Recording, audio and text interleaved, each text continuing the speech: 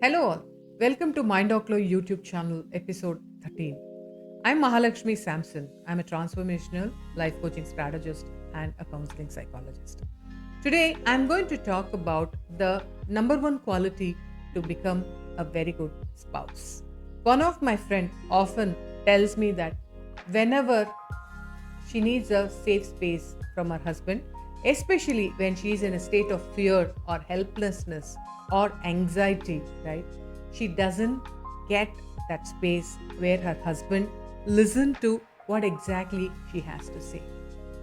After a few minutes of listening, her husband would get into an advising mode telling her how to fix the problem. The moment he has given the advice to fix the problem, she can never go back to him expecting a listening time with the same problem. Mainly, if she does, he will snap at her saying that you don't respect me nor my advice, and you're again and again in the same problem. I'm not going to waste my time in advising you anymore, and he will stop giving her even the first few minutes of listening that he used to give. If you're someone like that, I respect and appreciate your intent to give the best to your spouse. But at the same time, it's very important that we give what they expect. We have to support them with the support they want us to give. Also, it is very important to understand that our spouse doesn't need advice all the time. If they are coming to you asking for your listening time, that means they are seeking quality conversation with you. But at that point of time, if you're going to get into the advising mode, then that means that you're making a very wrong move. But in the first place, why do we get into an advising mode is what we need to understand. As human beings, actually, we are so much designed to understand what is the problem and create solutions for it. For example, if we think that we are hungry, then the problem is that we are hungry and we need to solve it, then we go ahead and have food. If we feel that our hair is sticky, then it is a problem to be solved. Immediately we go and have head bath. Like that, right from simple things to complex things, we are so designed and tuned to find out what is the problem when we are stuck, and we work on creating solutions. It works, but it doesn't work all the time. Especially in marriage, we need to know that marriage is a relationship and it is not a problem to be fixed or a project to be completed. Any relationship, for it to be successful, it has to be nourished with sympathetic listening. Sympathetic listening is about showing a very deep intent to understand what the other person is telling us, especially to understand their thoughts, their feelings, and the desires they communicate when they talk to us. It has got three components to it, and the moment we understand and apply it, then we are on our way to building wonderful relationship with our spouse. The first one is making eye contact.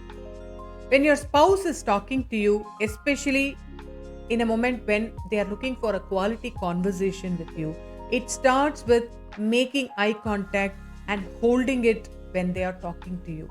It will not only help them to understand that you are listening with a very deep intent to understand them, but also it will help your mind to stop wandering and focus on what exactly they are saying.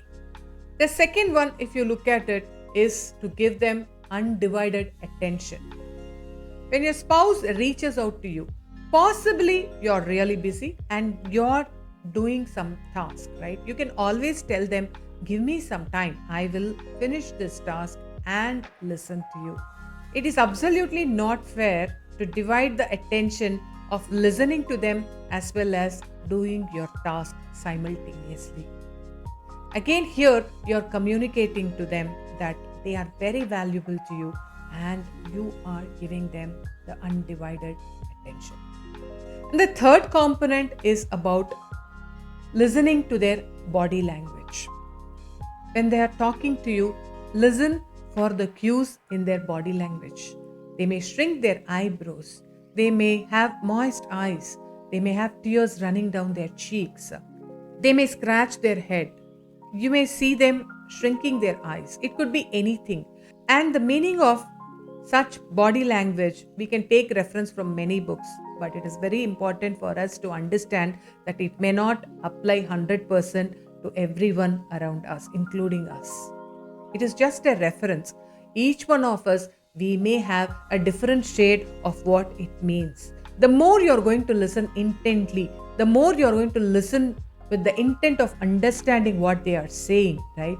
Then you get to understand what these body languages mean to them, mean to you in your pursuit to understand them.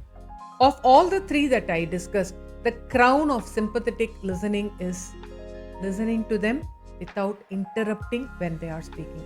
Research says that it's only about 17 seconds before which we interrupt and give our advice.